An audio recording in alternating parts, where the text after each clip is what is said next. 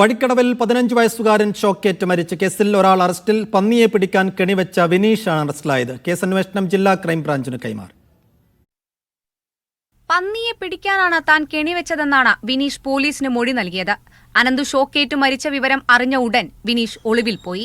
പിന്നീട് പോലീസ് ഇയാളെ ഓടിച്ചിട്ട് പിടികൂടുകയായിരുന്നു. മനഃപൂർവ്വമല്ലാത്ത നരഹത്യക്കാണ് നിലവിൽ കേസെടുത്തിരിക്കുന്നത്. വൈദ്യുതി വകുപ്പിന്റെ റിപ്പോർട്ടിന്റെ അടിസ്ഥാനത്തിൽ കൂടുതൽ വകുപ്പുകൾ ചേർക്കുമെന്ന് നിലമ്പൂർ ഡിവൈഎസ്പി പറഞ്ഞു. മനഃപൂർവ്വമല്ലാത്ത നരഹത്യക്കാണ് നമ്മൾ കേസെടുത്തിരിക്കുന്നത്. പ്രതിനെ നമ്മൾ അറസ്റ്റ് ചെയ്തിട്ടുണ്ട്. ഇന്ന് രാവിലെ 7:15 അറസ്റ്റ് രേഖപ്പെടുത്തി. ഇതുവരേക്കും അന്വേഷണത്തിൽ വേറെ ആരും ഉള്ളതായിട്ട് മനസ്സിലായിട്ടില്ല. സംഭവത്തിൽ വനം മന്ത്രി ഉൾപ്പെടെ ഗൂഢാലോചന ആരോപിച്ചതിനു പിന്നാലെ കേസന്വേഷണം ജില്ലാ ക്രൈംബ്രാഞ്ചിന് കൈമാറി.